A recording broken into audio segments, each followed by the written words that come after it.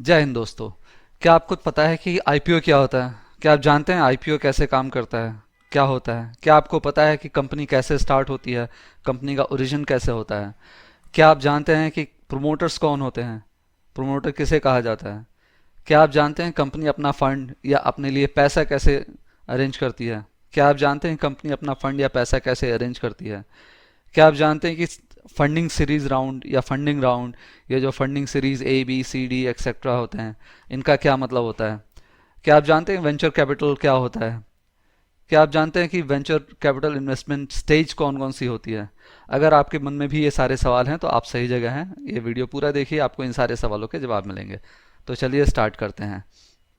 तो सबसे पहले हम जानते हैं कि बिजनेस का ओरिजिन कैसे होता है, कंपनी स्टार्ट कैसे होती है। कंपनी स्टार्ट होती है एक आइडिया से। सबसे पहले एक आइडिया होना चाहिए कि आप क्या करना चाहते हैं, और एक मन में जुनून, एक जज्बा होना चाहिए। मान लीजिए एक राम नाम का हमारा लड़का है, जो एंटरप्रेन्योर बनना चाहता है, जिसके मन में एक दिमाग में एक आइडिया आया है चिप्स और कुरकुरे बनाने का। आजकल मार्केट में चिप्स और कुरकुरे बहुत तेजी से बिक रहे हैं, जिस बिजनेस में बहुत अच्छा मुनाफा कमाया जा सकता है। तो इस बिज़नेस को स्टार्ट करने के लिए राम को क्या क्या चाहिए? इस बिज़नेस को स्टार्ट करने के लिए राम को एक फैक्ट्री चाहिए, जिसमें जिसमें अपना प्रोडक्ट मैन्युफैक्चर कर सके और प्रोडक्ट को अपने मार्केट में सेल कर सके। अब इस आइडिया को फंड करने के लिए, या इसको धरातल पे लाने के लिए, या इसको एग्जीक्यूट करने के लिए क्या चाहिए? जो बेसिक रिक्वायरमेंट है वो है कैपिटल रिक्वायरमेंट। फंड लाने के लिए दो तरीके हैं। एक, राम अपनी सेविंग से या अपने पैसों से कंपनी स्टार्ट करने के लिए फंड का जुगाड़ करे, या दूसरा तरीका है कि किसी से पैसे उधार ले और अपना बिजनेस स्टार्ट करे। लेकिन यहाँ पे दो दिक्कतें हैं। पहली चीज़, राम को कोई भी एक्सपीरियंस नहीं है, इस पूरे बिजनेस का कोई भी एक्सपीरियंस नहीं है। राम को कोई नॉलेज नहीं है, पहली बार वो कोई बिजनेस करने जा रहा है, जिसके लिए नॉलेज की बहुत ज़्यादा ज़रूरत है। लेकिन नॉलेज है नहीं, फिर भी जज्बा है राम के पास कि कुछ कर गुजरने का, कुछ करने का। तो पहले क्या करता है, सबसे पहले अपने फ्रेंड्स एंड फैमिली, अपने दोस्तों के साथ, अपने रिश्तेदारों के पास जाएगा, उन्हें कन्विंस करेगा, उन्हें अपना बिजनेस आइडिया बताएगा कि किस तरह से वो अपना बिजनेस ग्रो करना चाहता है, किस तरह से वो कुरकुरे और चिप्स की फैक्ट्री लगा के आगे कुछ करना चाहता है। तो अपने फ्रेंड्स एंड फैमिली को समझा बुझा के किसी तरह से वो कैपिटल, थोड़ा सा एक छोटा कैपिटल अरेंज करता है, थोड़े से पैसे अरेंज करता है, जिससे कि अपना वो बिजनेस स्टार्ट कर सके, पहली अपनी फैक्ट्री स्टार्ट कर सके। ये जो फंड आता है हमारे पास, या ये जो फंड राम के पास आता है, इस फंड को हम बोलते हैं सीड फंडिंग। इस फंड को बोलते हैं हम सीड फंडिंग। जो पहली बार बिजनेस को स्टार्ट करने के लिए दिया गया पैसा या अरेंज किया गया पैसा, उसको सीड फंडिंग बोलते हैं। अब ये जो पैसा जिसने भी दिया है, जो भी फ्रेंड्स एंड फैमिली है, वो हो गए एंजल इन्वेस्टर। उनको बोलते हैं एंजल इन्वेस्टर्स। अब ये जो पैसा है वो बहुत कम होता है, बहुत मिनिमम पैसा होता है, जिससे कि एक कंपनी, एक आइडिया को टेस्ट किया जाता है कि भाई आइडिया चलने लायक है, चलता है कि नहीं चलता है। तो मान लीजिए सीड फंड में राम को 1 करोड़ रुपए की फंडिंग मिल गई उसके दोस्तों से। दो दोस्तों ने या दो फैमिली मेंबर्स ने मिलकर 1 करोड़ रुपए की फंडिंग उसे दे दी। अब ये 1 करोड़ की फंडिंग जो मिलेगी वो राम को नहीं जाएगी, वो जाएगी कंपनी के बैंक अकाउंट में, और उसके बदले में कुछ शेयर्स जो होंगे वो एंजल इन्वेस्टर्स को दे देंगी एक्सचेंज के बदले में, 1 करोड़ रुपए के बदले में। अब इस समय कंपनी के पास कोई भी प्रोडक्ट नहीं है, कोई भी बिजनेस स्टेब्लिश नहीं है, अभी कुछ भी नहीं है कंपनी के पास सिवाय बैंक में 1 करोड़ रुपए के। तो इस समय जो कंपनी की वैल्यूएशन होगी, कंपनी की वैल्यूएशन होगी इस समय 1 करोड़ रुपए, और 1 करोड़ रुपए की वैल्यूएशन होगी। तो इसको मान लेते हैं 1 करोड़ में हमारे पास 1 लाख शेयर हम मान लेते हैं। तो इस हिसाब से एक शेयर की जो वैल्यू हो गई वो 10 रुपए हो गई। ये जो 10 रुपए होंगे इसको फेस वैल्यू बोला जाएगा। कंपनी के शेयर्स की फेस वैल्यू इस समय है 10 रुपए। अब इन 1 करोड़ रुपए से कंपनी ने कुछ अच्छे एम्प्लॉयज़ हायर किए, अपनी एक फैक्ट्री बनाई और काम चालू कर दिया। काम चलने लग गया। कट टू 2 साल बाद, 2 साल बाद एक अच्छा बिजनेस स्टेब्लिश हो चुका है, कंपनी के पास प्रोडक्शन हो रहा है, कंपनी का प्रोडक्ट बिक रहा है, बहुत अच्छे डायरेक्शन में कंपनी जा रही है, रेवेन्यू आ रहा है। रेवेन्यू जो माल बेच के जो पैसा होता है उसको रेवेन्यू बोलते हैं। रेवेन्यू लगातार कंपनी में आ रहा है। अब राम के पास इस समय, राम के पास एक अच्छा एक्सपीरियंस है, 2 साल का नॉलेज है कि बिजनेस कैसे होगा, एक स्टैब्लिश बिजनेस है, आइडिया प्रूव हो चुका है कि हाँ इस बिजनेस से पैसे बन सकते हैं। अब कंपनी एम करती है कि इसके पास एक मैन्युफैक्चरिंग यूनिट है जिससे अपने एक शहर को माल सप्लाई किया जा रहा है। कंपनी का एम है कि इसको अपने रीच को बढ़ाया जाए, आसपास के 3-4 सिटीज़ में और अपना माल भेजा जाए। इसके लिए क्या चाहिए? इसके लिए एक मैन्युफैक्चरिंग यूनिट एक और लगानी पड़ेगी। जिससे कि हमारे पास माल का प्रोडक्शन ज़्यादा हो और हम आसपास के शहरों में, आसपास के छोटे कस्बों में अपना माल बेच पाएँ। तो उसके लिए क्या चाहिए? सबसे पहली ज़रूरत है, जो बेसिक ज़रूरत है, वो है कैपिटल रिक्वायरमेंट। कितना कैपिटल रिक्वायरमेंट होगा, क्या क्या ज़रूरतें होंगी? तो टोटल निकल के आता है कि 3 करोड़ रुपए अगर होते हैं तो उसमें एक और मैन्युफैक्चरिंग यूनिट बैठाई जा सकती है और अपने प्रोडक्शन को आसपास के 3 शहरों में भेजा जा सकता है। अब इन 3 करोड़ को फंड करने के लिए कैसे किया जाएगा? इस समय हमारा मार्केट आइडिया प्रूव हो चुका है, कंपनी प्रॉफिटेबल है, रेवेन्यू आ रहा है लगातार और माल भी मार्केट में बिक रहा है। तो इस सिचुएशन में कंपनी बहुत छोटी है, अभी बहुत बड़ा नाम नहीं हुआ है, तो कुछ कुछ एक ऐसे कारोबारी होते हैं, कुछ एक पैसे वाले लोग होते हैं जिनको बोला जाता है वेंचर कैपिटलिस्ट हैं। अब वीसी क्या होते हैं? वो थोड़े रीजनेबल बंदे होते हैं, उनके पास थोड़ी मार्केट की नॉलेज होती है, उनका एस्टेब्लिश बिजनेस होता है और उन्होंने एक फंड बनाया होता है जिससे थोड़ा थोड़ा पैसा वो छोटी छोटी कंपनियों में जो अभी स्टार्टिंग फेज में होते हैं उनमें इन्वेस्ट करते हैं। तो मान लीजिए हमने 3 करोड़ का इन्वेस्टमेंट लिया अपने वेंचर कैपिटल से, 3 करोड़ का इन्वेस्टमेंट लिया। अब इसमें होगा क्या? पहली बात, कंपनी के शेयर डाइल्यूट होंगे। अब जब वेंचर कैपिटलिस्ट आएगा और 3 करोड़ रुपए आपकी कंपनी में इन्वेस्ट करेगा तो बदले में उसको कुछ चाहिए। बदले में क्या मिलेगा उसे? बदले में उसे मिलेंगे शेयर्स।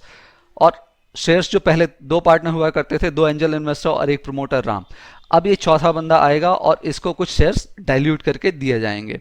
इससे क्या होगा? पहले कंपनी में 1 करोड़ रुपए का वैल्यूएशन था और 3 करोड़ का फंड ये वेंचर कैपिटलिस्ट दे रहा है, प्लस कंपनी के पास कुछ अपना प्रॉफिट भी है।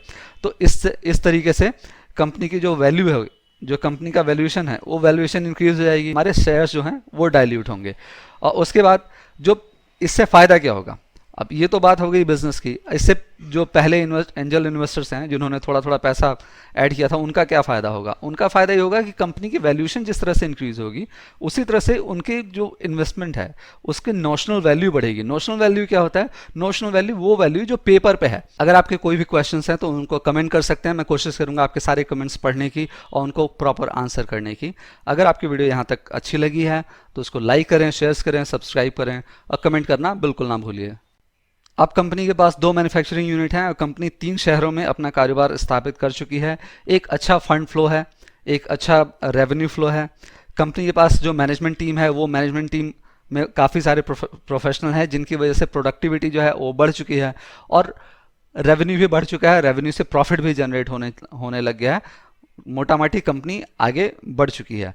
अब कंपनी का नया विजन जो है, कंपनी का नया विजन है कि अगले 5 शहरों में, 5 बड़े शहरों में अपना प्रोडक्ट बेचा जाए या अपनी प्रेजेंस दिखाई जाए अगले 5 शहरों में। उसके लिए प्रोडक्शन कैपेसिटी चाहिए, मैन पावर चाहिए। तो अगेन राम ड्राइंग बोर्ड पे जाते हैं, मैनेजमेंट टीम पूरी ड्राइंग बोर्ड पे जाके और कैलकुलेट करती है कि कितना रुपया हमें और चाहिए हमारी कैपेसिटी बढ़ाने के लिए, जिससे कि हम 5 बड़े शहरों में अपना प्रोडक्शन और अपना माल सप्लाई कर पाएँ। तो उसके लिए क्या होगा? ये जो पूरा कैपिटल एक्सपेंडिचर की बात हो रही है और अपना बिजनेस को बढ़ाने की बात हो रही है, इसमें जो लगने वाला पैसा है, इस पूरी एक्सरसाइज को बोलते हैं कैपिटल एक्सपेंडिचर, या सिंपल भाषा में इसको बोलते हैं, शॉर्टकट में इसको बोलते हैं कैपेक्स। कैपेक्स की जो रिक्वायरमेंट है 5 शहरों में, 5 बड़े शहरों में अपना बिजनेस फैलाने के लिए और प्रोडक्शन यूनिट ऐड करने के लिए, तो इसमें निकल के आता है कि 10 करोड़ रुपए की कैपिटल रिक्वायरमेंट होगी, जिससे कि 5 शहरों के बराबर 5 बड़े शहरों में अपना प्रोडक्ट बेचा जाए। कैपिटल एक्सपेंडिचर के बढ़ाने के लिए हमारे पास क्या ऑप्शन है? पहला ऑप्शन है कंपनी अपने प्रॉफिट से फंड करे, जो पिछले 3 सालों में इसने प्रॉफिट अर्जित किया है या जो प्रॉफिट इकट्ठा किया है उससे फंड करे अपने इस आइडिया को या कैपिटल एक्सपेंडिचर को। या सीरीज बी में और फंडिंग उठाई जाए किसी दूसरे वीसी से। या तीसरा ऑप्शन है बैंक से लोन लिया जाए। तो कंपनी ने डिसाइड किया कि ये तीनों ही चीज़ें एक्सरसाइज की जाएंगी।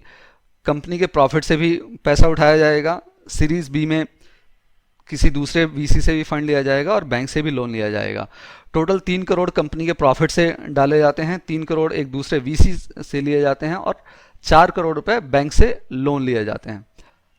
अब जब कंपनी बैंक से लोन लेगी तो बैंक का ब्याज भी देना होगा।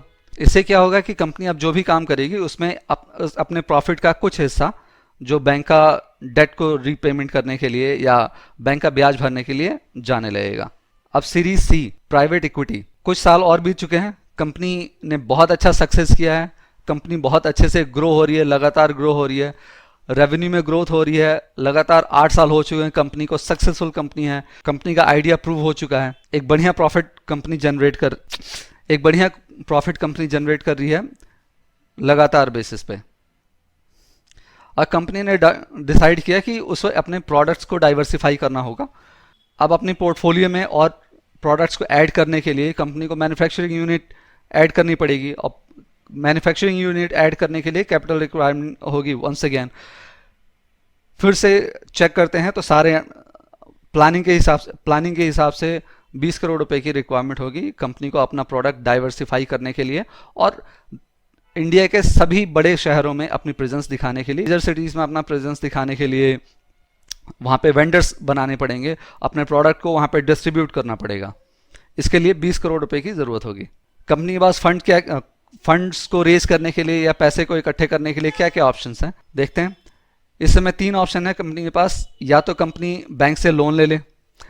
अब बैंक से लोन लेगी तो पहले ही कंपनी ने लोन लेके देख चुकी है कि अगर जब हम लोन लेते हैं तो उसका लोन का रीपेमेंट या लोन का जो इंटरेस्ट पेमेंट है उसमें कंपनी का कुछ प्रॉफिट का पार्ट चला जाता है।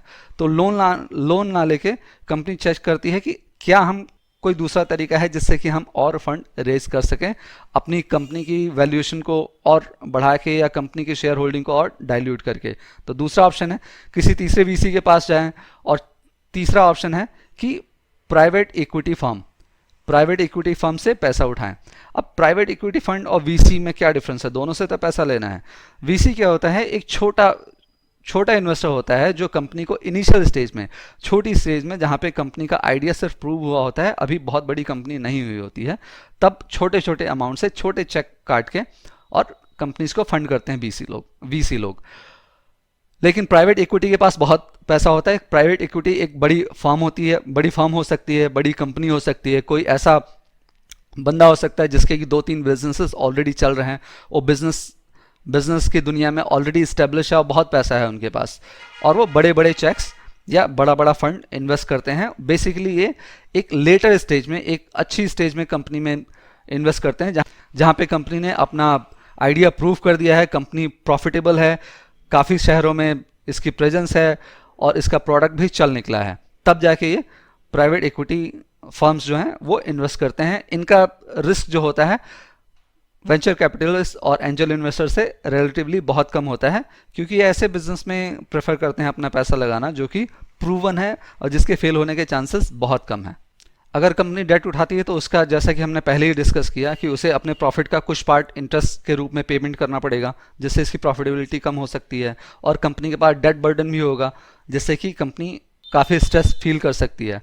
और वेंचर कैपिटलिस्ट को अगर कंपनी हायर करती है या वेंचर कैपिटलिस्ट से अगर पैसा उठाती है तो छोटा चेक काटते हैं रिलेटिवली वेंचर कैपिटलिस्ट, और वो बहुत छोटी कंपनियों में इन्वेस्ट करते हैं जो स्टार्टिंग फेज में होती है, जिससे कि कंपनी का पैसे की रिक्वायरमेंट पूरी नहीं हो सकती। इसलिए कंपनी क्या करती है? कंपनी जाती है प्राइवेट इक्विटी फर्म्स के पास।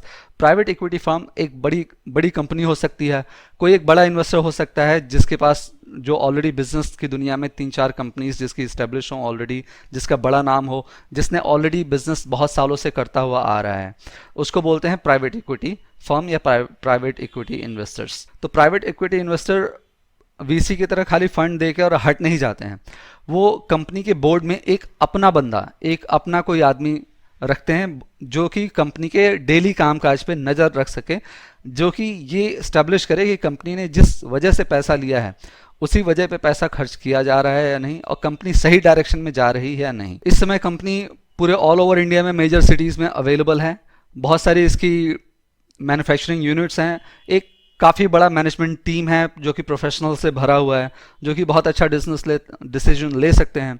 एक अच्छा प्रोडक्ट कंपनी ने लॉन्च कर रखा है, 2-3 प्रोडक्ट लाइन है पोर्टफोलियो में, बिस्किट, कुरकुरे, चिप्स वगैरह सारे कुछ हैं जो कि इस समय मार्केट में बहुत अच्छे से चल रहे हैं। अब कंपनी काफ़ी एम्बिशियस हो चुकी है, अब कंपनी सोचती है कि अब अपने बिजनेस को इंटरनेशनल मार्केट में लेके जाया जाए और इंटरनेशनल अपनी प्रेजेंस बढ़ाई जाए। प्राइवेट इक्विटी के आने के बाद कंपनी को 5 साल हो चुके हैं, कंपनी में सभी खुश हैं, कंपनी बहुत तेज़ी से ग्रो कर रही है, सारे अपने जो भी इन्होंने पिछले अपने एम्स रखे थे वो सारे अचीव कर चुकी है। अब कंपनी इंटरनेशनल जाना चाहती है क्योंकि एम बहुत ज़्यादा बड़ा हो चुका है, कंपनी के जो गोल्स हैं वो बड़े हो चुके हैं। इसके लिए चाहिए फंड्स। कंपनी को इंटरनेशनल मार्केट में प्रेजेंस बढ़ाने के लिए चाहिए फंड्स, और कैपिटल रिक्वायरमेंट इस समय है 200 करोड़ रुपए की। अब इन 200 करोड़ रुपए का क्या करेगी कंपनी? पहली चीज़ करना है कंपनी को अपनी अपनी प्रेजेंस को दूसरी कंट्रीज़ में इस्टेब्लिश करने के लिए पहले कंपनी को अपनी रिसर्च लगानी पड़ेगी कि डेमोग्राफी क्या है, किस तरह से प्रोडक्ट वहाँ पे प्लेस किया जा सकता है। दूसरी, लोगों में इन्वेस्ट करना पड़ेगा, लोगों को हायर करना पड़ेगा, अलग अलग कंट्रीज़ के लोगों को हायर करके उनसे अपना काम निकलवाना पड़ेगा। कंपनी को अपनी मैन्युफैक्चरिंग यूनिट्स जो हैं उनको भी अलग अलग कंट्रीज़ में अपना स्थापित करना पड़ेगा, उनको इस्टेब्लिश करना पड़ेगा। रियल स्टेट खरीदना पड़ेगा जिससे कि अपना स्टोर, खुद का स्टोर अगर बनाना चाहे कंपनी तो वहाँ बना सकती है, या मैन्युफैक्चरिंग यूनिट को भी इस्टेब्लिश करने के लिए कंपनी को रियल एस्टेट खरीदना पड़ेगा। तो टोटल रिक्वायरमेंट जो कैपेक्स की है, मैनेजमेंट ने बैठ के मंथन करके और 200 करोड़ रुपए की कैपिटल रिक्वायरमेंट रेज की कि 200 करोड़ रुपए होते हैं तो हम इंटरनेशनल अपनी प्रेजेंस बना सकते हैं। अब इसके लिए क्या क्या ऑप्शन है? कंपनी के पास ऑप्शन है कैपिटल रिक्वायरमेंट को बढ़ाने के लिए कि पहली चीज़, कंपनी अपने प्रॉफिट से, बहुत सालों से कंपनी काम कर रही है, पिछले 5 साल हो चुके हैं, तो कंपनी अपने प्रॉफिट से कुछ पैसा ऐड करे और अपने इस बड़े विजन को फंड करे। दूसरी चीज़ है कंपनी डी सीरीज में किसी दूसरे प्राइवेट इक्विटी इन्वेस्टर से और पैसा उठाए और अपने आइडियाज़ को फंड करे। तीसरी चीज़ है कंपनी बैंकर्स के पास जाए, अब तो बड़ा अच्छा नाम हो चुका है तो बैंकर से अपना लोन उठा सकती है कंपनी। चौथी चीज़ है बॉन्ड फ्लोट करे, मार्केट में अपना एक बॉन्ड लाए जिससे कि लोगों को बॉन्ड बेच के और पैसा इकट्ठा किया जा सके, ये भी एक तरह का लोन की तरह ही हो गया। और चौथी चीज़ है आईपीओ लेके आए। पांचवी चीज़ है आईपीओ लेके आए। आईपीओ यानी अपना इनिशियल पब्लिक ऑफर, जहां से कंपनी लोगों से, आम पब्लिक से पैसा उठाएगी। या छठा ऑप्शन है कि सारे 6 के 6 ऑप्शन को कंपनी एक्सप्लोर करे। कंपनी के पास इतना प्रॉफिट नहीं है कि 200 करोड़ के अपने अगले प्रोजेक्ट को फंड कर पाए, या कंपनी के प्राइवेट इक्विटी इन्वेस्टर्स भी इतना ज़्यादा पैसा नहीं दे सकते कि 200 करोड़ रुपए का फंडिंग दिया जा सके। ना ही कंपनी इतना डेट उठा सकती है कि उसके रीपेमेंट में ही काफ़ी बड़ा प्रॉफिट इसका चला जाए। और कंपनी अगर बॉन्ड मार्केट में फ्लोट करती है तो उसमें भी रीपेमेंट के लिए कंपनी को अपने प्रॉफिट से पैसे निकाल के और बॉन्ड के पैसे और बॉन्ड का रीपेमेंट करना पड़ेगा। सबसे बढ़िया ऑप्शन है कि कंपनी आईपीओ लॉन्च करे। इससे होगा क्या? कंपनी आम पब्लिक से पैसा उठाएगी, आम जनता से पैसा उठाएगी, और जब कंपनी आम जनता से पैसा उठाती है तो उसके लिए बहुत सारे, कंपनी जब आम जनता से पैसे उठाती है, इनिशियल पब्लिक ऑफर लाती है, आईपीओ लाती है, तो उसको बहुत सारी मार्केटिंग करनी पड़ती है, उसको पब्लिसिटी मिलती है, और मार्केट में कंपनी का नाम होता है कि कंपनी पब्लिकली लिस्टेड है। इससे लोगों का भरोसा एक कंपनी में होता है कि कंपनी अच्छा कर सकती है, कंपनी अच्छा करेगी, एक ट्रस्ट बिल्ड होता है और कंपनी की मार्केटिंग हो जाती है, जिससे लोगों को, काफ़ी ज़्यादा लोगों को पता चलता है। तो आज के इस पार्ट में हमने क्या लर्न किया, क्या सीखा? कंपनी का बिजनेस कैसे एस्टेब्लिश होता है, जीरो से स्टार्ट होके कैसे आगे आगे चलता है। छोटा, जो सबसे पहला फंड कंपनी में ऐड होता है उसको बोलते हैं सीड फंड, और सीड फंड जो देते हैं उनको बोला जाता है एंजल इन्वेस्टर। इनका सबसे ज़्यादा रिस्क होता है, जितना प्रमोटर रिस्क लेता है उतना ही एंजल इन्वेस्टर्स का रिस्क भी होता है। कंपनी की वैल्यूएशन किस तरह से आंकी जाती है? कंपनी की वैल्यूएशन डिपेंड करती है कंपनी के एसेट, कंपनी की लायबिलिटी और फ्यूचर ग्रोथ के प्रोस्पेक्टिव्स को देखकर। कंपनी की फेस वैल्यू और नोशनल वैल्यू में क्या अंतर है, ये हमने सीखा। कंपनी जो भी अपने बिजनेस को एक्सपेंड करने के लिए पैसा खर्च करती है उसको बोलते हैं कैपेक्स या कैपिटल एक्सपेंडिचर। जो फंडिंग होती है, फंडिंग सीरीज को ABCD के नाम से डिनोमिनेट किया जाता है। कंपनी का जो फर्स्ट राउंड होता है ऑफ फंडिंग उसको सीड फंड बोलते हैं या एंजल इन्वेस्टर बोलते हैं। कंपनी का A राउंड होता है, उसमें वेंचर कैपिटल को ऑनबोर्ड किया जाता है। कंपनी के B राउंड में कंपनी अपने बैंक से डेट लेती है और बैंक से अपना पैसा रेज करती है। कंपनी C सीरीज में कंपनी C सीरीज में किसी प्राइवेट इक्विटी से फंड उठाती है। और लास्ट में जब कंपनी को वैल्यूएशन अपना बहुत ज़्यादा हाई करना होता है या कंपनी को पब्लिक जाना होता है तो कंपनी अपने आईपीओ निकाल कर और पब्लिक से पैसा इकट्ठा करके कंपनी आगे बढ़ती है। हमने जाना कि वेंचर कैपिटलिस्ट और प्राइवेट इक्विटी में क्या डिफरेंस होता है। जब कंपनी आईपीओ लॉन्च करती है तो कंपनी के पास एक वैलिड रीजन होना चाहिए कि कंपनी आने वाले पैसे को कैसे खर्च करेगी, किस तरह से डिस्ट्रीब्यूट करेगी या किस तरह से उनका यूज़ करेगी। इसके लिए एक प्रॉपर रोड मैप होना चाहिए। अगर आपके कोई भी क्वेश्चंस हैं तो उनको कमेंट कर सकते हैं, मैं कोशिश करूंगा आपके सारे कमेंट्स पढ़ने की और उनको प्रॉपर आंसर करने की। अगर आपकी वीडियो यहाँ तक अच्छी लगी है तो उसको लाइक करें, शेयर करें, सब्सक्राइब करें और कमेंट करना बिल्कुल ना भूलिए। Thank you. जय हिंद।